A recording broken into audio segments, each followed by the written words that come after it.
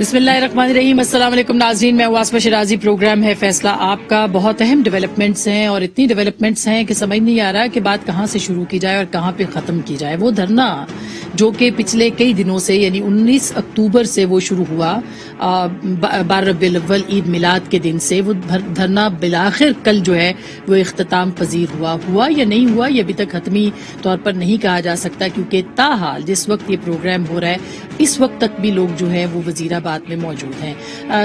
یہ معاملہ جو کہ 19 اکتوبر کو شروع ہوا ختم ہوا ہے ایک ایسے معاہدے کے ساتھ جس کی کوئی خبر نہیں, جس کی کوئی اطلاع نہیں, جس کے کوئی نکات نہیں, جس کے بارے میں کچھ پتہ نہیں کہ کیا تسلیم کیا ریاست نے, کیا باتیں مانی ریاست نے, کہاں پر سرنڈر کیا, کہاں پر فتح ہوئی, کامیاب کون ہوا, جیتا کون, ہارا کون. یہ وہ سارے سوالات ہیں جو تاحال موجود ہیں. ہمیں خبریں ملتی ہیں مفتی منیب الرحمان صاحب سے, ہمیں خبریں ملی ہیں بشیر فاروقی صاحب سے, اور ہمیں خبر ملی مختلف ذرائع سے, لیکن جو اہم بات ہے کہ حکومت اب تک اس خفیہ معاہدے کو منظر عام پر لانے میں ناکام کیوں ہے, یہ بہت اہم سوال ہے جو اب تک جو ہے وہ اٹھایا جا سکتا ہے. جو مبینہ طور پر معاہدہ سامنے آیا ہے, مبینہ طور پر جو معاہدہ ہے اس میں یہ کہا گیا ہے کہ آئندہ جو کالعدم تحریک لبیک ہے وہ سیاسی جماعت کے طور پر سیاسی دھارے میں شریک ہوگی. حکومت کالعدم تنظیم کے تمام کارکنوں کو رہا کر دے گی. دہشت گردی سمیت سنگین مقدمات کا سامنا کرنے والے کارکنوں کو عدالت سے ریلیف لینا ہوگا, اور شرکاء جو ہے وہ اپنا دھرنا ختم کریں گے, جبکہ بدلے میں ان کی حکومت, ان کی جو جماعت ہے اس کے اوپر سے کالعدم کا لفظ ہٹا دیا جائے گا. یہ کالعدم کا لفظ جو ہے یہ کس طرح سے ہٹایا جائے گا یہ اہم سوال ہے, کیونکہ اس کے بارے میں فواد چودھری صاحب نے تھوڑی دیر پہلے کچھ گفتگو کی تھی, لیکن اس سے پہلے مولانا بشیر فاروقی صاحب جو ہیں انہوں نے یہ کہا کہ یہ دھرنا کس طرح سے اپنے انجام کو پہنچا, اس کا کریڈٹ انہوں نے آرمی چیف کو دیا. کیا کہا تھا آن دا ریکارڈ, ذرا وہ سن لیجیے. کتنا بڑا کردار ہے, 1000% اس کام میں سے یہ قبول کیا ہو گیا. بس سب کیا رائے رکھتے ہیں طاقت کا استعمال یا مذاکرات کے جو بارے میں؟ طاقت کا استعمال بالکل نہیں, جو صرف مذاکرات کا ہے, اور الحمدللہ ان کی برکتوں سے سارا کام ہو گیا. انہوں نے کہا کہ مذاکرات کا رستہ اختیار کیا گیا, طاقت کا استعمال جو ہے وہ روکا گیا. درست بات ہے, بہت سارے معاملات ایسے ہیں جس کے اندر طاقت کا استعمال نہیں ہونا چاہیے, لیکن یہ سوال ضرور اپنی جگہ پہ ہے کہ کیا جب جتھوں کی صورت میں لوگ آئیں گے تو آپ ان کی ہر بات کو تسلیم کر لیں گے, یہ ایک اہم سوال موجود ہے. لیکن کالعدم کا سوال ابھی تک اپنی جگہ پہ ہے, کالعدم ہیں یا نہیں ہے. فواد چودھری صاحب نے تھوڑی دیر پہلے صحافیوں سے بات چیت کی, انہوں نے کیا کہا ذرا وہ بھی سن لیجیے. کہا جا رہا ہے کہ کالعدم کا جو سٹیٹس ہے وہ واپس لیا جا رہا ہے. اس معاملے کے اوپر بات چیت جو ہے وہ بھی نہیں ہو رہی ہے. جس طرح سے شاہ محمود قریشی صاحب نے کل اناؤنس کیا تھا, وہ وقت آنے کے اوپر وہی بتائیں گے. سوال یہ بھی ہے کہ یہ دھرنا ہوا کیوں, آئے کیوں, لائے کیوں گئے, ہوا کیا, کس نے کہا, کس نے کیا نہیں کہا, یہ وہ سارے سوال ہے. کیونکہ مفتی منیب الرحمان صاحب نے تھوڑی دیر پہلے ایک پریس ٹاک کی جس میں انہوں نے کہا کہ فرانس کے سفیر کو نکالنے کا مطالبہ تو شامل تھا ہی نہیں. کیا کہا مفتی صاحب نے, ذرا وہ بھی سن لیجیے. ٹی وی پر جھوٹ بولا جاتا کہ ان کا مطالبہ ہے کہ فرانسیسی سفارت خانہ بند کر دو, فرانسیسی سفیر کو بھیج دو, یورپین یونین سے تعلقات توڑ دو. یہ جھوٹ تھا, سراسر جھوٹ تھا. ہمارا کوئی پرسنل پولیٹیکل ایجنڈا نہیں ہے. تحریک لبیک پاکستان کی قیادت سے ملاقات کی, ان کے ساتھ ماضی میں 4-5 معاہدے کر کے پھر اس کی خلاف ورزی کی گئی, دھوکہ دیا گیا, ان کی تعمیل نہیں کی گئی. آخر فرانس کے سفیر کو نکالنے کا مطالبہ نہیں تھا تو 26 اکتوبر کو شیخ رشید احمد صاحب نے یہ کیوں فرمایا کہ فرانس کے سفیر کو نکالنے کے علاوہ تمام مطالبات تسلیم کر لیے جائیں گے, لیکن یہ مطالبہ تسلیم نہیں کیا جائے گا. شیخ صاحب نے کیا کہا تھا, ذرا وہ بھی سن لیجیے. ساری باتوں پر رضامندی ہے سوائے ایک فرانس ایمبیسی کے مسئلے پر. اب صورتحال یہ ہے کہ فرانس ایمبیسی کا بھی, ایمبیسیڈر کا مسئلہ اپنی جگہ پہ موجود ہے. گارنٹی کس نے دی ہے, گارنٹر کون ہے, معاہدے میں کیا ہے, معاہدہ کہاں پہ ہے, کیا گارنٹی ہے کہ تحریک لبیک دوبارہ اسلام آباد کی طرف نہیں آئے گی, لانگ مارچ نہیں ہوگا, حکومت کہاں ہے, حکومت سے جن علماء کی بات چیت ہوئی وہ کچھ اور کہہ رہے ہیں, جن علماء کی آرمی چیف سے ملاقات ہوئی وہ کچھ اور کہہ رہے ہیں. معاملہ ہے کہ اس پہ بھی ضرور بات کریں گے. اور اس کے ساتھ ساتھ آج جو اہم ہوا ہے ایک اور ڈیولپمنٹ, وہ نیب ترمیمی آرڈیننس جو کہ 25 دنوں کے بعد دوبارہ ترمیم کر کے جاری کیا گیا. اس میں مختلف جو سیاستدان ہیں ان کو ریلیف نہیں ملے گا. اس میں آصف زرداری, شاہد خاقان عباسی, مریم نواز صاحبہ اور اس کے ساتھ ساتھ مفتاح اسماعیل ہیں, اور بھی بہت سارے لوگ ہیں جن کو کیس میں ریلیف نہیں ملے گا. البتہ ریلیف ملے گا تو موجودہ کابینہ کو ملے گا, جن کے تمام فیصلے جو ہیں ان کے اوپر نیب جو ہے وہ قابل دست اندازی اس کو نہیں کر پائے گی. اس کے اوپر بھی بات کریں گے. اور پھر شہباز شریف صاحب کہہ رہے ہیں کہ ابھی وقت نہیں آیا کہ ان ہاؤس تبدیلی کی طرف بڑھا جائے, وقت کب آئے گا, وہ کیوں یہ بات کر رہے ہیں, اس پہ بھی بات کریں گے. آج ہمارے ساتھ بہت معتبر پینل ہے, ہمارے ساتھ موجود ہے جناب سینیٹر مصطفیٰ نواز کھوکھر صاحب, جنہوں نے آج مطالبہ کیا ہے کہ تمام خفیہ معاہدے کو سامنے لایا جائے. بہت بہت شکریہ آپ کی تشریف آوری کا, پاکستان پیپلز پارٹی کا جانا مانا نام ہے. ہمارے ساتھ موجود ہے جناب خرم دستگیر خان صاحب, سابق وزیر دفاع بھی رہے ہیں, وزیر خارجہ بھی رہے ہیں, اور پاکستان مسلم لیگ نواز کے سینئر رہنما ہیں.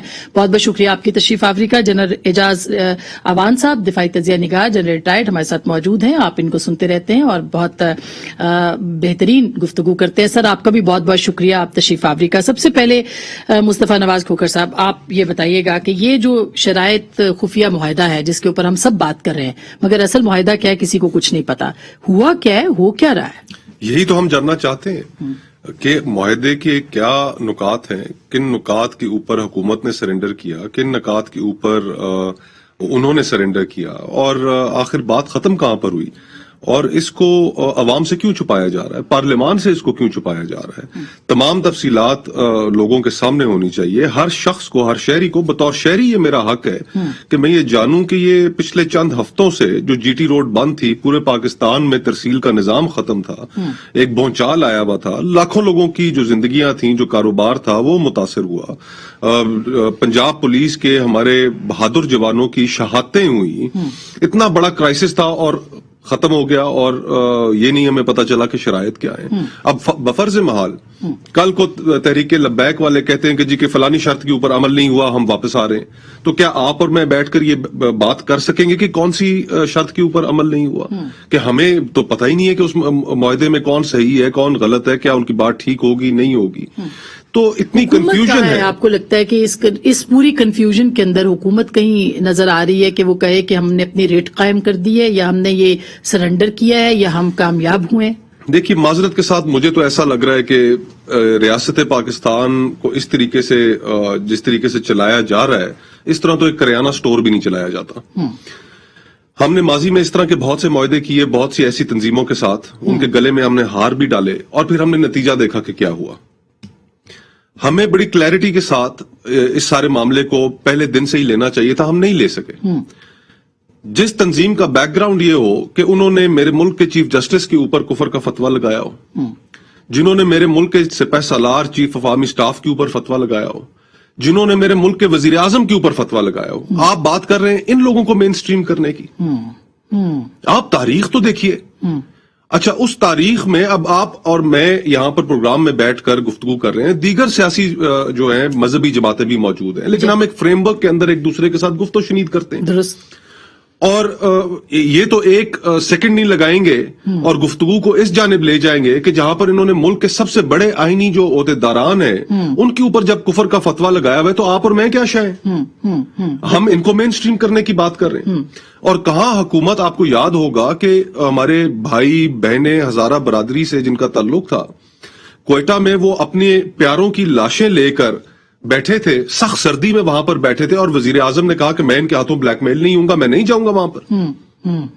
اور یہاں پر پوری کی پوری ریاست جو ہے وہ ڈھیر ہو گئی ان کے سامنے. تو اس کا مطلب آپ کو لگ رہا ہے کہ اس وقت وزیر اعظم بلیک میل ہو رہے ہیں؟ آپ کو لگتا ہے کیونکہ ابھی تک وہاں سے تو فواد چوہدری صاحب کو آپ نے سنا, وہ کہہ رہے ہیں کہ کلعدم ہونے کا ہمیں نہیں پتا, شاہ محمود صاحب بتائیں گے. شاہ محمود صاحب حکومت کا حصہ نہیں ہے. اب اگر دیکھیے نا, اب کسی معاملے میں انہوں نے پارلیمان کو اعتماد میں لینے کی کوشش نہیں کی, کسی معاملے میں انہوں نے اپوزیشن کی کسی جماعت کو اعتماد میں لینے کی کوشش نہیں کی, انہوں نے معاشرے کے اندر کنسنسس پیدا کرنے کی کوشش نہیں کی کہ ہم بطور پاکستانی جو ہے ہمارا اس بارے میں کیا خیال ہے, کیا رائے ہماری ہونی چاہیے. بالکل. تو ہمیں تو ایک بالکل تاریکی میں رکھا گیا ہے, اور ہم سے یہ توقع کی جا رہی ہے کہ ہم پھر بیٹھ کر تالیاں بجائیں اور تعریفیں کریں. کس چیز کی کریں؟ بالکل. خرم صاحب, یہی بات, کیا کانٹرڈکشن جو ہے وہ کانٹرڈکشن کیوں نظر آتی ہے ہمیں کہ شیخ رشید صاحب ایک دن آتے ہیں, وہ کہتے ہیں کہ ہم نے سب کچھ مان لیا اور کوئی مسئلہ نہیں, مسئلہ حل ہو جائے گا, پھر وہ آتے ہیں وہ کہتے ہیں جی ہم ان کے اوپر پابندی لگا رہے ہیں, ہم ان کو آڑے ہاتھوں لیں گے. فواد چوہدری صاحب کہتے ہیں اب ریاست کی رٹ جو ہے وہ برقرار رہے گی, اس کو قائم رکھا جائے گا. سلامتی کونسل کمیٹی یہ کہتی ہے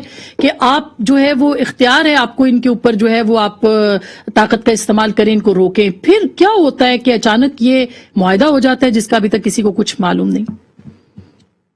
نتیجہ یہ ہے کہ تحریک لبیک تازہ دم, حکومت وقت کالا دم. ہمیں حکومت کالا دم نظر آئی ہے پچھلے جو کچھ دن گزرے ہیں, اور حکومت کی جو گفتگو تھی وہ اس قدر غیر ذمہ دارانہ تھی, اور ہمارے پاس تو صرف سوال ہے کہ اب کیا بھارتی فنڈنگ جو جس کا الزام وزیر اطلاعات نے لگایا تھا کہ کالعدم تحریک لبیک کو بھارتی سپورٹ حاصل ہے, اب وہ بھارتی فنڈنگ حلال ہو گئی, اور جو لوگ بھارتی فنڈنگ لیتے ہیں ان سے ریاست پاکستان نے مذاکرات کیے ہیں اور ان کے ساتھ ایک ارینجمنٹ کیا ہے. اور اس سے زیادہ اہم بات یہ ہے کہ جو تو پاکستان کی ڈیموکریٹک پولیٹیکل پارٹیز ہیں جو عدم تشدد پہ یقین رکھتی ہیں, ان کو تو ان سے تو آپ جیلیں بھر دیں, ان کو آپ عدالتوں میں گھسیٹیں, اور جو تشدد آفر کرے اس کے ساتھ آپ ڈیل کر لیتے.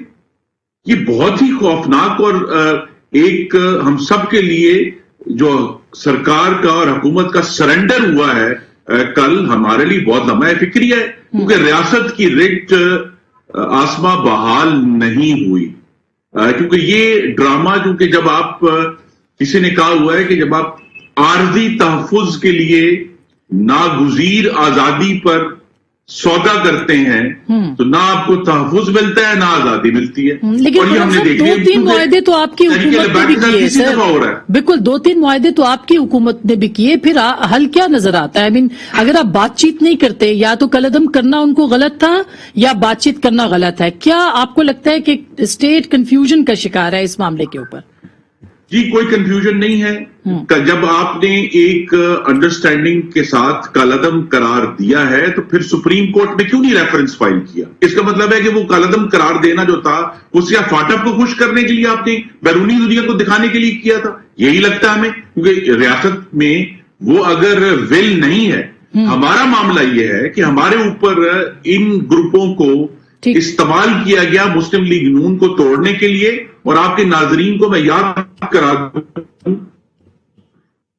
جی ہوئی تھی تحریک لبیک پاکستان, وہ NA 120 کے الیکشن میں کلثوم نواز کے خلاف انہوں نے الیکشن لڑا تھا جہاں ان کو مین اسٹریم کرنے کی کوشش کی گئی تھی. اللہ تعالیٰ نے ہمیں کامیابی دی, لیکن وہ دن اور آج کا دن وہ پورا جو 1 نومبر 2017 کا دھرنا تھا جس کے ذریعے ایک الیکٹڈ گورنمنٹ کو بے سروپا کیا گیا, وہ پاکستان کی تاریخ کا ایک بہت بھیانک باب ہے. تو ہمیں اس پر جو اس آج کا جو بندوبست ہے نا یہ ہائیبرڈ نظام کا, اس کے تمام تضادات اس ہائیبرڈ نظام کو لانے کے لیے جو سارا بندوبست کیا گیا ایک الیکٹڈ گورنمنٹ کو گرانے کا, عدلیہ کے ذریعے, میڈیا کے ذریعے, وہ تمام تضادات کھل کر سامنے آ گئے, اور پاکستان کی ریاست جو ہے ریاست کالعدم ہے, تحریک لبیک تو تازہ دم ہو گئی. جنرل صاحب آپ کیا کہیں گے؟ کیونکہ ظاہر ہے کہ اس وقت لوگوں میں غم اور غصہ ہے, پاکستان کے لوگ جو ہے وہ سیاسی جماعتوں کو ووٹ بھی کرتے ہیں, لیکن یہ جو ہے سرنڈر کس کا سرنڈر کہیں گے جب حکومت جو ہے وہ کہہ رہی ہے کہ ہم نے طاقت کا استعمال کرنا ہے اور اس کے بعد معاہدہ سامنے آ جاتا ہے, تو کیا کہیں اس معاملے کے اوپر sir? Thank you very much. Asma, میں سمجھتا ہوں کہ ہمیں اس کے ایک تو بیک گراؤنڈ کو دیکھنا پڑے گا, اور دوسرا اپنی جو سیاسی تاریخ ہے اس ملک کی اس کو بھی دیکھنا پڑے گا. آپ نے ایک بات کی جس کا جواب دینا شاید کھوکھر صاحب نے بہتر نہیں سمجھا. اس حکومت نے کیا تمام پولیٹیکل پارٹیز نے اس طرح کے پرتشدد یا ایسے دھرنوں سے ہمیشہ کمپرومائز کیا ہے؟ پولیٹیکل ایکسپیڈینسی کے طور پر معاہدے کیے ہیں, ان پر بعد میں عمل درآمد نہیں ہوتا, جس کی وجہ سے یہ ایشوز دوبارہ بار بار سر اٹھاتے رہتے ہیں.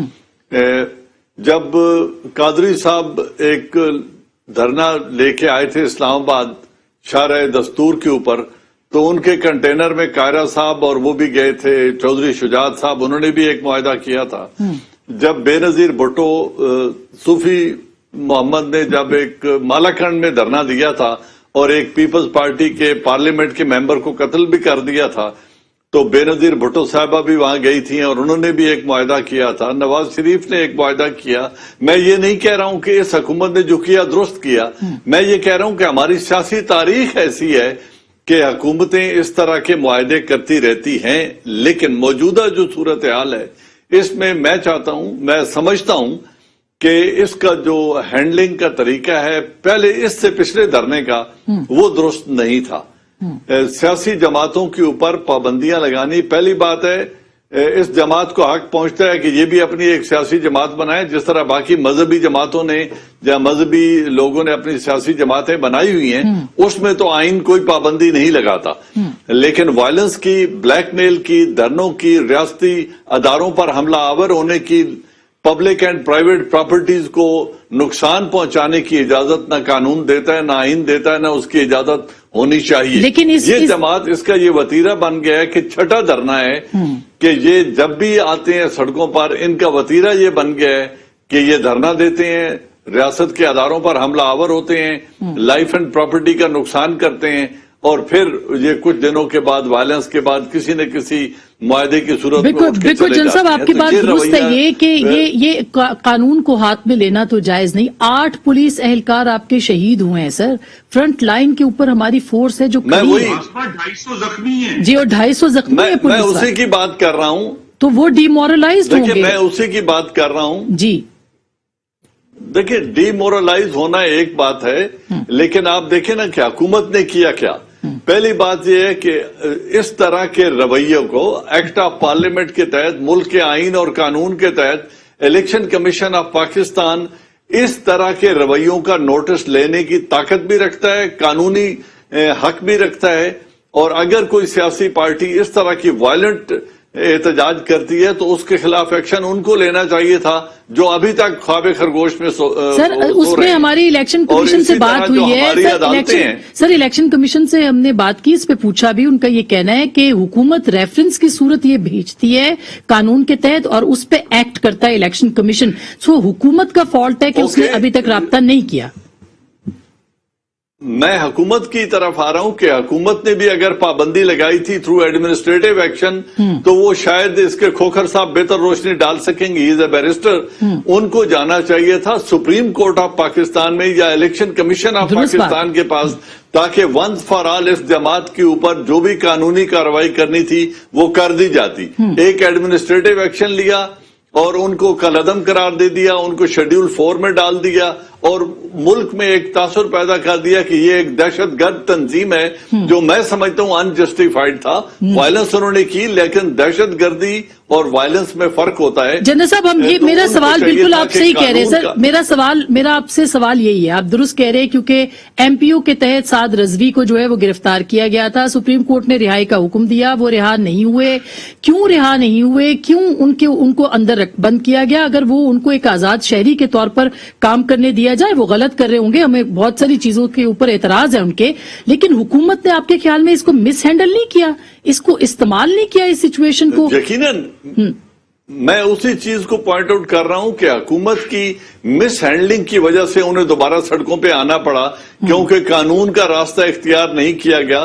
یا تو اس کے حل کرنے کے فورم 3 ہی تھے، یا وہ سپریم کورٹ میں جاتے، یا وہ الیکشن کمیشن آف پاکستان کے پاس حکومت جاتی، یا پارلیمنٹ میں اگر ضرورت سمجھتے تھے کہ کہیں کوئی سکم باقی ہے تو پارلیمنٹ کی طرف چلے جاتے قانون سازی کے لیے، یا پارلیمنٹ کو اعتماد میں لیتے ہوئے کوئی کارروائی کرتے۔ انہوں نے یہ تینوں راستے اختیار نہیں کیے، بالکل اچھا، اور ایم پی او کے تحت اور ایڈمنسٹریٹو ایکشن کے تحت اس جماعت کو کالعدم قرار دے دیا، جو غلط رویہ۔ معاہدے کرتے کیوں ہیں کھوکھر صاحب جب آپ نے اس کو پورا ہی نہیں کرنا؟ حکومت نے کیوں معاہدے کیے ان کے ساتھ کہ ہم فرانس کے سفیر کو بھی نکال دیں؟ وہ تو منیب الرحمان صاحب آن دا ریکارڈ ہے کہ ہم نے تو یہ مطالبہ ہی نہیں کیا ہے کہ فرانس کے سفیر کو نکالیں۔ لیکن اس سے پہلے جب وہ پچھلی دفعہ یہاں پر آئے تھے تو اس وقت فرانسیسی سفیر کی بات تو ہوئی تھی۔ گزارش یہ ہے کہ اب ہم ساری جتنی گفتگو کریں گے اس معاہدے کے متعلق، ہمیں کیونکہ ہم پتہ ہی نہیں ہے کیا تو ہم کیا اس کے اوپر کہیں، تو اسی لیے سب سے پہلی چیز حکومت کو معاہدہ سامنے لانا چاہیے، اور دوسری چیز کہ جنرل صاحب نے ذکر کیا کہ قانون کے بارے میں کہ تو ہمارا آرٹیکل 17 اس کا سب سیکشن 2 ہے کانسٹیٹیوشن کا، بڑا کلیئر ہے، اور اس کے اندر ہر شہری کو یہ حق حاصل ہے کہ وہ کسی بھی سیاسی جماعت کا حصہ بنے، اور پھر اس کے اندر دوسرا حصہ اس کا یہ ہے کہ کوئی بھی سیاسی جماعت اگر سوورینٹی آف پاکستان کے خلاف کام کرے گی تو پھر وفاقی حکومت کے پاس یہ اختیار ہوگا کہ وہ ایک ڈکلیریشن ایشو کرے اور پھر 15 دنوں کے اندر سپریم کورٹ میں رابطہ کرے اور وہاں پر ریفرنس جو کہ نہیں ہوا بالکل جو کہ نہیں ہوا. یہی جنرل صاحب بھی یہی نشاندہی کر رہے ہیں. تو میرے خیال سے جو اس میں سب سے امپورٹنٹ چیز ہے وہ یہ ہے کہ ہمیں اپنے معاشرے کے اندر اس میں کنسنسس پیدا کرنا پڑے گا. ہم سب مسلمان ہیں, کوئی یہ فیصلہ کہ کون بہتر مسلمان ہے یہ کسی شخص کے پاس نہیں ہے, کسی جماعت کے ہاتھ میں نہیں ہے. یہ فیصلہ رب العالمین کے ہاتھ میں ہے اور روز محشر اس نے کرنا ہے. بالکل صحیح بات ہے. تو یہ جو ہمارے ہاں ایک رسم چل پڑی ہے کہ ہم لوگوں کو غدار بھی قرار دیتے ہیں, لوگوں کو کافر بھی قرار دیتے ہیں, اور ہم جب یہ الزام لگا دیتے ہیں تو پھر اس کے بعد وہ لوگ کوشر ہو جاتے ہیں. یہ خرم صاحب یہ بات درست ہے جو ابھی مصطفیٰ نواز کھوکھر صاحب بتا رہے ہیں. اس دفعہ یہ ہوا تھا کہ سلامتی کمیٹی نے یہ فیصلہ کیا کہ ہم سب ایک پیج پہ ہیں اور ہم یہ ٹالریٹ نہیں کریں گے, جو بھی ریاست کو بلیک میل کرے گا اس کو برداشت نہیں کیا جائے گا. اور اس کے بعد آپ نے دیکھا کہ معاہدہ بھی ہو گیا, اور اب اس وقت جو ہے وہ مفتی منیب الرحمان صاحب جو ہیں وہ زیادہ تفصیلات بتا رہے ہیں بجائے کہ حکومت کے وہ بالکل خاموش ہیں. خرم صاحب آپ غور کیجئے نا جی کہ قومی سلامتی کمیٹی کا اعلامیہ تو حکومت نے ردی میں ڈال دیا, وہ تو ردی ہو گیا سارا. اس کا کیا ایفیکٹ ہے؟ وہ it has been dumped in the garbage. اسی طرح میں پھر آپ کے ناظرین کو یاد کراؤں گا, یہ بڑی سنجیدہ باتیں ہیں جب آپ کہتے ہیں کہ ہندوستان سے سپورٹ آ رہی ہے, ہندوستان میں سوشل میڈیا سے سپورٹ آ رئی ہے, تو جب آپ اتنے سنجیدہ الزامات لگاتے ہیں پھر آپ ان کو کہتے ہیں جی ہم نے ان کو مین سٹریم بھی کرنا ہے, ہم نے جناب انہوں نے, اب ہمیں نہیں معلوم کہ 8 ہمارے پولیس جو بھائی تھے وہ شہید ہوئے ہیں یا 11 ہوئے ہیں, لیکن 250 تو زخمی پڑے ہوئے ہیں. اب اس کا ذمہ دار کوئی, اس کا کوئی ذمہ دار نہیں ہے, ہم نے برداشت کر لیا. اور دیکھیں ریاست کی جو سرنڈر ہے, ریاست کی پسپائی ہے, ریاست کا تشدد کے گروہوں کے سامنے جو اطاعت گزاری ہے, یہ 1 سال پہلے پچھلے سال نومبر میں بھی یہی ہوا تھا جب یہ ایگریمنٹ سائن ہوا, جس کے بعد میں ہمیں کہا گیا کہ جی عمران خان صاحب کو تو معلوم بھی نہیں ہے کہ ان کے وزیر, مگر سر آپ کے دور میں بھی تو ہوا تھا, دو پہلے آپ لوگوں کے دور میں بھی ہوا نا. مسئلہ تو یہ کہ اس کو ڈیل کیسے کرنا ہے, معاہدے کریں گے, کیا کریں گے, فیصلہ ایک دفعہ ریاست کیا سیاسی جماعتوں نے بہت اچھا کردار ادا کیا, اپوزیشن جماعتوں نے اس دفعہ رسپانسبل رول پلے کیا ہے, لیکن کرنا کیا ہے, معاہدے کرتے رہیں گے کیا؟ یہ ہے کہ ہمیں اس بات کو یقینی بنانا ہے, اور اگر میں محمد نواز شریف کے الفاظ دہرا دوں, اپنا گھر ٹھیک کریں اور اس بات کو یقینی بنائیں کہ ریاست کے اندر سے ایسے گروہوں کو کسی بھی قسم کی نہ ہی کوئی مدد ملے, نہ ہی کوئی انکریجمنٹ ملے, اور ہم ان لوگوں کو ہم اس ریاست اس قابل ہو کہ ہم ایسے گروہوں کا جب یہ وائلنس کریں پاکستان کی سڑکوں پہ تو ان کے ساتھ ڈیل کر سکیں. یہاں یہ نہ ہو کہ پھر بعد میں دیکھیے آپ کے ناظرین کو وہ ویڈیو آپ کو دکھانی چاہیے جس میں جب یہ نومبر 2017 میں آئے تھے تو ان کو پھر 1,000 روپے کے چیک دیے گئے تھے یا کیش دیا گیا تھا لفافوں میں. وہ کس نے دیا تھا, اور وہ پوری ایپیسوڈ کیا تھی پاکستان کی گولی ماری گئی. یہ احسن اقبال کو گولی مارنا کوئی مذاق ہے کہ ٹھیک ہے اس نے گولی کھا لی, یا خواجہ آصف کے اوپر اینٹ پھینکی گئی, نواز شریف پر جوتا پھینکا گیا, سارے انہی جذبات کو بھڑکا کر. تو یہ ہم بہت ہی اگر سیاسی معاملات میں اس طرح کی چیزیں جن کی انتہائی مذہبی سر بالکل صحیح بات ہے, مذہب کو کس طرح سے اس معاملے سے نکالا جائے اور کفر کے فتوے اور کسی کے ایمان کو چیلنج کرنا. میں بریک لے لوں, بریک کے بعد پھر ہم کرنا کیا ہے اس کے اوپر ضرور بات کریں گے. اور اپوزیشن کا کردار جو ہے وہ بہت ذمہ دارانہ رہا ہے. اس پوری صورتحال سے اپوزیشن نے فائدہ نہیں اٹھایا. جو بات کہنے والی ہے وہ ضرور کہنی چاہیے. بریک کے بعد اس پہ بات کریں گے کہ سیاسی جماعتیں اب اس مسئلے کے اوپر کہاں کیا الگ سے بھی کوئی بات سوچ سکتی ہیں, کیونکہ حکومت تو شاید ابھی تک ان کو اس معاملے کے اوپر آن بورڈ نہیں لے رہی. پارلیمان کے اندر اس معاملے کو لائے گی کہ نہیں, اس پہ بات کریں گے بریک کے بعد. ویلکم بیک ناظرین, ایک دفعہ پھر آپ کو خوش آمدید کہتے ہیں. جنرل صاحب, یہ معاملہ بہتر طریقے سے حل ہو سکتا تھا. اگر ہو سکتا تھا تو کیوں نہیں کیا گیا آپ کے خیال میں؟ کیونکہ معاہدہ ایک حکومت نے خود کیا, عمل درآمد اس پہ نہیں کیا. ہم یہ نہیں کہتے کہ دوسری جماعت کی طرف سے صحیح چیزیں ہوئی ہیں, مگر مس ہینڈل کیا گیا آپ کے خیال میں؟ آسما, اس میں تو کوئی دو رائے نہیں ہے کہ حکومت کی ہینڈلنگ اس کارروائی کی پوری درست نہیں رہی, اور اب بھی شاید لیگلی وہ ویک فوٹنگ پر تھے جس کی وجہ سے وہ ان کے خلاف کوئی سخت ایکشن بھی نہیں کر سکے. پہلی بات ان پر جو پابندی لگائی گئی تھی اس کو سپریم کورٹ میں فالو اپ کرنا تھا یا الیکشن کمیشن آف پاکستان میں، اس کو ادھورا چھوڑ دیا گیا اور سمجھا گیا کہ شاید یہ حتمی پابندی ہے جو لگ گئی ہے، تو ان کے بھی لیگل ایڈوائزرز موجود ہیں۔ پھر ان کے جن لوگوں کو پابند سلاسل کیا گیا، اگر اس کی فوجداری کے مقدمات نہیں بنے، وہ چارج شیٹ نہیں ہوئے، تو یہ ڈیٹینشن کب تک لیگل تھی اور کب سے انلیگل ہو گئی، اس کا مطالبہ بھی ان کا جائز بنتا تھا، انہوں نے وہ کرنا تھا۔ ان کا طریقہ وائلنٹ ہے، احتجاج کے ذریعے وہ مطالبات منواتے ہیں اور لا انفورسمنٹ ایجنسیز پر حملہ آور ہوتے ہیں، جس کی حوصلہ افزائی ہرگز نہیں ہو سکتی۔ لیکن حکومت جہاں جہاں غلطی کر رہی ہے اس کو بھی پوائنٹ آؤٹ کرنا ہمارا حق ہے کہ we must point it out کہ انہوں نے لیگل کورس اڈاپٹ کیوں نہیں کیا، اس کو مس ہینڈل کیوں کیا۔ پھر جب یہ لوگ پہلی دفعہ آئے تو ان کو انگیج کر کے پولیٹیکلی اپنے لیگل ایڈوائزر جو ان کے ہیں ان کو ساتھ شامل کریں اور اس کو لیگلی ہینڈل کریں۔ ریاستیں قانون سے چلتی ہیں، قانون سے چلتی ہیں، ہٹ دھرمی سے بھی نہیں چلتی، بلیک میل سے بھی نہیں چلتی، اور حکومت وقت کو بھی آئین اور قانون کے دائرے کے اندر رہتے ہوئے جو رائٹس دینے ہیں وہ دیں، جو ڈینائی کرنے ہیں ان کو قانون کی نظر میں ڈینائی کریں۔ منمانی نہیں چل سکتی ریاست میں۔ تو میں سمجھتا ہوں دونوں طرف سے، ایک طرف سے حکومت نے فالو اپ لیگل نہیں کیا، یا جو پہلا جسٹس فائز عیسیٰ کا ڈیسیجن آیا تھا پچھلے دھرنے میں، اگر اسی پر عمل درآمد ہو گیا ہوتا تو شاید یہ بات مزید آگے نہ بڑھ سکتی۔ یہ بہت اچھی بات کی آپ نے، لیکن جسٹس منسٹرز کی، بالکل جسٹس قاضی فائز جو عیسیٰ، منسٹرز کا کہنا ہے، بالکل صحیح بات ہے سر، آپ نے بالکل صحیح، کیونکہ عدالت تو نتیجے پہ پہنچ گئی اور عمل درآمد کی بھی بات کی۔ ہاں بالکل صحیح ہے۔ تو یہ مصطفیٰ بھائی یہ جو بات کی ہے ابھی جسٹس قاضی فائز عیسیٰ والے معاملے کے اوپر، حکومت نے عمل درآمد نہیں کیا، پھر مس ہینڈل یوں کیا ہے کہ کالعدم بھی قرار دیا اور اس کے بعد گفتگو بھی کی۔ یہ کرنا کیا چاہیے؟ اگر آپ دونوں جماعتیں، بڑی جماعتیں حکومت میں ہوتی، ٹھیک ہے خرم صاحب کی جماعت تھی، اس وقت بھی معاہدہ ہوا تھا، کیا حکومتیں بلیک میل نہیں ہوتی رہیں؟ اسما بہن، اس میں ہمیں ایک تو اس کنسنسس پہ پہنچنا پڑے گا کہ جو اس طرح کے بیانیے ہیں جو معاشرے کے اندر وائلنس کو فروغ دیتے ہیں، نفرت کو فروغ دیتے ہیں، ہمیں کلیکٹیولی مل کر ہم نے ان کا سدباب کرنا ہے۔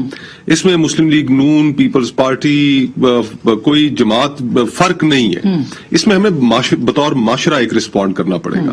اب مسلم لیگ نون کی حکومت ہو، ہماری حکومت ہو، ہر حکومت کے دوران کوئی نہ کوئی صاحب پہنچ جاتے ہیں۔ پھر اسی طرح دفاع پاکستان کونسل ایک بن جاتی ہے۔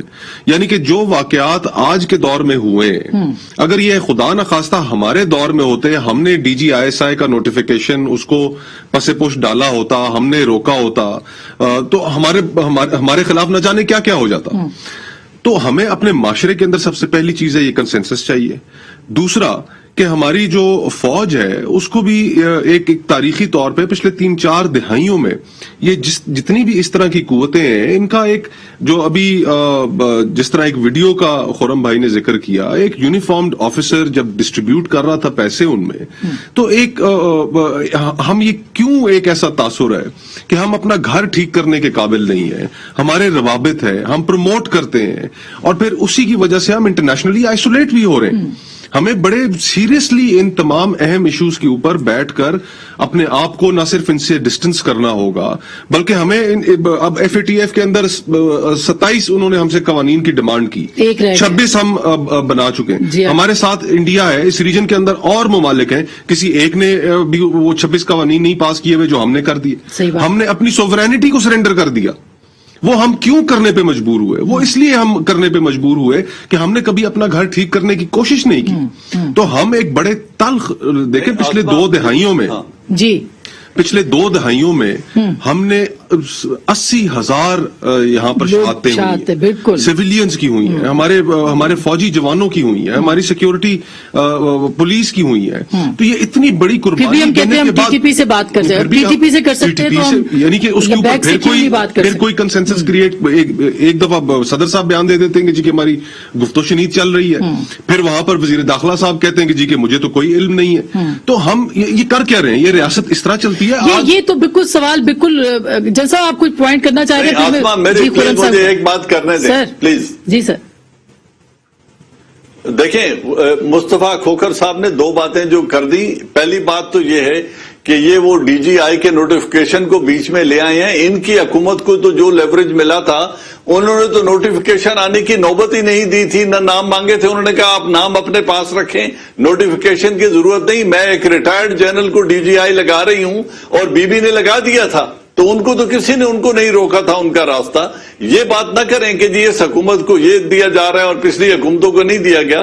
نواز شریف صاحب نے اسی طرح اپنا نام دیا, انہوں نے بھی نوٹیفکیشن کی یا اس کی بات نہیں کی. انہوں نے تو آرمی سے نام تک نہیں مانگے اور کہا کہ میں جنرل ضیاء اللہ کو لگا رہا ہوں اور یہی ہوں گے ڈی جی آئی. تو ان کی بھی بات کو مان لیا گیا تھا, ادارے نے کبھی پیچھا نہیں ڈالا. اور یہ جو بات بار بار کر رہے ہیں خرم صاحب بھی اور مصطفیٰ صاحب بھی کہ اس وقت ڈی جی رینجر نے ان کو پیمنٹ کی تھی, وہ صرف چند لوگ تھے جنہوں نے یہ کہا تھا کہ ہم اٹھ کے جا رہے ہیں لیکن ہمارے پاس کرایہ نہیں ہے اور ہمیں واپس جانے کے لیے ہمارے پاس اخراجات نہیں ہے. تو انہوں نے کہا خرچ یہ لے لیں لیکن یہاں سے چلتے بنے اور روڈ کو خالی کریں. تو اس کو غلط رنگ دینا مناسب نہیں ہے. نہ یہ آرمی کے لائے ہوئے اس وقت تھے, نہ آج آرمی کے لائے ہوئے ہیں, نہ ان کا پاکستان فوج سے کوئی رشتہ ہے, نہ آئی ایس آئی سے کوئی رشتہ ہے. تو ہم چیزوں کے کانٹیکسٹ کو خراب نہ کریں. تو ایک اچھا ایجوکیٹڈ پینل ہے آپ کا, لیٹس ٹاک فیکٹس. بالکل, اب بالکل. لیکن سر وہ کچھ ایسے چیزیں آ جاتی ہیں جو کہ پھر بن جاتی ہیں اس طرح کے ایشوز کی کلیریفیکیشن بھی نہیں ہوئی تھی. آپ نے کلیریفیکیشن کی ادارے کے لیول پہ, اس پہ ہو جاتی تو شاید بہت ہی بہتر ہو جاتا. مگر خرم صاحب, اب یہ جو بات جنرل صاحب نے کی ہے کہ اب ماضی کو بھلا کے آگے کی طرف چلنا ہے, آپ کو ایک حوصلہ افزائی. بے شک آپ اور ہم سب یہ کہتے ہیں ایک صفحے کی حکومت ہے, ایک صفحے کی حکومت میں یہ سب کچھ ہو رہا ہے نا جو اس وقت ہوا ہے. کیسے آگے بڑھنا ہے سر؟ آگے بڑھنے کے لیے تو پھر سیاسی جماعتوں کو اپنا رول پلے کرنا ہوگا. 24 گھنٹے پہلے کیا ہوا ہے, مفتی منیب الرحمان صاحب نے, جو آج اخباروں میں ہیڈ لائنز ہیں, انہوں نے حکومت جو سویلین گورنمنٹ ہے اس کے کسی فرد کا نام نہیں لیا. انہوں نے کہا کہ چیف آف آرمی اسٹاف کی برکت سے یہ معاہدہ ہوا ہے. اور وہ پھر آپ کو معلوم ہے کہ اس ملاقات کی تصویر بھی باقاعدہ جاری کر دی گئی جس میں مفتی منیب الرحمان اور قادری صاحب چیف آف آرمی اسٹاف اور ایک پاکستان کی اسٹاک مارکیٹ کے بہت بڑے بروکر ہیں ان کے ساتھ وہ کھڑے ہیں. میں اس تصویر کا مطلب سمجھ نہیں پایا کہ اس کا کیا مطلب تھا اور یہ سب لوگ کیوں اکٹھے تھے. اگر تو حکومت وقت جس نے دو دفعہ یعنی ٹیم بدلی, 3 ٹیمیں آئی حکومت کی طرف سے نیگوشیٹ کرنے کے لیے, اور ایک معاملہ جو فارملی پاکستان کا اندرونی معاملہ تھا اس پہ پاکستان کے وزیر خارجہ کو وہاں بٹھا دیا گیا.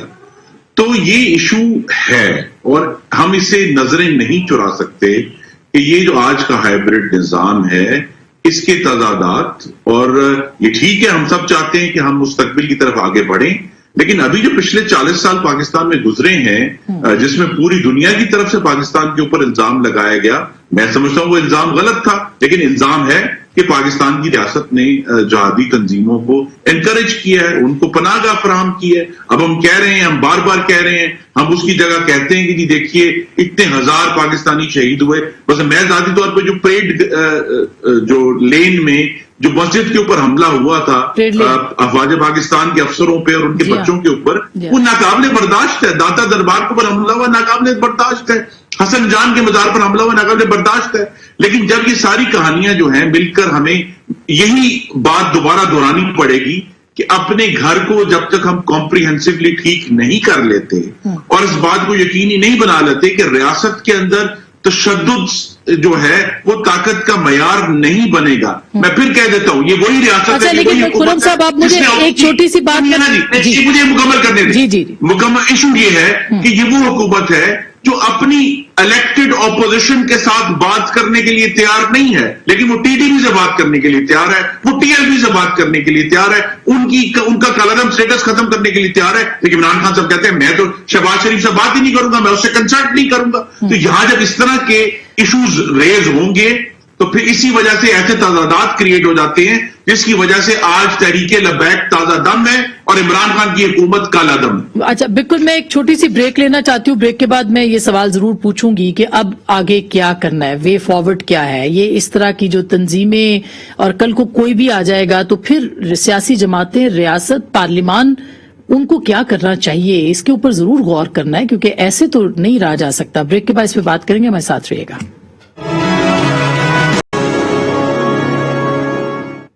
वेलकम बैक नाज़रीन, एक दफा फिर आपको खुश आमदीद कहते हैं। जनरल साहब, सवाल पूछना चाह रही थी बहुत देर से, अब मैंने रोका हुआ था लेकिन अब मैं पूछ लेती हूँ।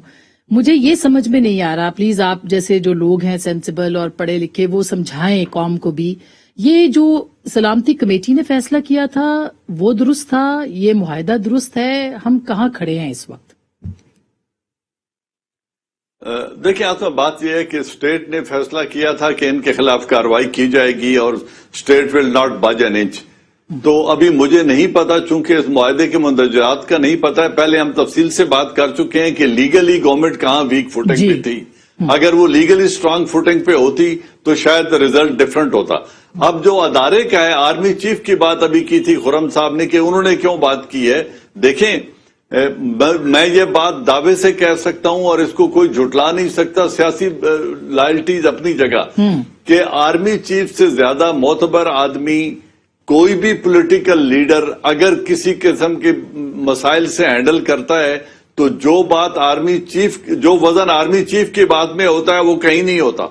जिस दिन ये चीफ जस्टिस की बहाली के लिए पीपल्स पार्टी चली थी और एतजाज एहसन जैसे नामवर पॉलिटिशियन लेके चले थे, तो क्या हुआ था रास्ते में? जनरल कियानी ने फोन किया, जनरल कियानी का एक टेलीफोन और चीफ जस्टिस बहाल हो गए थे। तो जब एक अदारे की लोग इतनी इज्जत करते हैं और उनकी दी हुई जमानत को मोतबर समझते हैं, तो वायलेंस को रोकने के लिए अगर आर्मी चीफ ने कोई किरदार अदा किया है तो let's appreciate it. Government violence करती या ये जत्था वायलेंस करता, खून खराबा तो पाकिस्तानियों का होना था। तो अगर आर्मी चीफ की इंटरफेरेंस से एक वायलेंस का जो ताकत का इस्तेमाल है, अगर उसके बगैर मामला हल हो गया है तो मेरे ख्याल में वी शुड अप्रिशिएट इट। और लास्ट बात यह है कि जो भी हल हो, अगर वो आईन और कानून की नजर में जायज है तो वो हो, लेकिन प्रेशर में आके अगर हुकूमत उनको कुछ लीवे दे रही है या उनके आगे झुक रही है तो वो टेनेबल नहीं होगा इन लॉन्गर रन। खुरम साहब, क्या करना चाहिए इस मामले के ऊपर के जत्थे ना आए इस्लामाबाद? एक तो इशू ये है कि आर्मी चीफ उस नेशनल सिक्योरिटी कमेटी का भी हिस्सा थे ना, जिसने वो एलामिया जारी किया। फिर तो यही एक तजाद है कि क्या हम उस कौमी सलामती कमेटी के एलामिये को अप्रिशिएट करें, या कल का जो खुफिया मुआहदा है जिसके बारे में हमें नहीं मालूम, लेकिन हमें यह मालूम है कि 8 पुलिसमैन शहीद हुए हैं और 250 पुलिसमैन जख्मी हुए हैं टीएलपी के हाथों, यह हमें मालूम है। तो यहां हम किस चीज को अप्रिशिएट करें?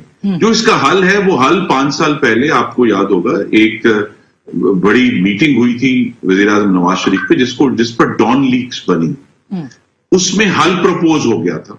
वही हल है जो 5 साल बाद जस्टिस काजी फायज ईसा का फैसला भी इसका हल है। जी, जस्टिस काजी फायज ईसा ने भी, अब जस्टिस काजी फायज ईसा का फैसला आया, उसके खिलाफ कौन है, उसके रिव्यू में किस किस ने किया, आप नोट फरमाइए। पीटीआई गई हुई है, एमक्यूएम गई हुई है रिव्यू में, और मिनिस्ट्री ऑफ डिफेंस गई हुई है उसके खिलाफ, उस फैसले के खिलाफ। और उसका नतीजा यह है काजी फायज ईसा के ऊपर इस हुकूमत ने 2 दफा बड़े कभी और मजमूम हमले किए हैं उनको डिसीट करने के लिए। तो नतीजा यही है कि हमारे पास कानून एक डी जोरे जो है, कानून तो बड़ा वाज़ेह है लेकिन डी फैक्टो पावर कहीं और है, और ये जो डी फैक्टो और डी जोरे का जो तजाद है उसने पाकिस्तान की बेड़ियों में, पाकिस्तान को बेड़ियों में बांध दी। तो अब और हम आगे नहीं बढ़, ये बिल्कुल, ये तो अब तय हो गया कि अगर ये हुकूमत रिट बरकरार रखती तो खूनरेजी होती, जिसको कि बचाया गया खूनरेजी से मुल्क को। अस्मा बहन, हमने पिछली 4 दहाइयों में हमने देखा है कि मजहबी शिद्दत पसंदी ने पाकिस्तान में हमारे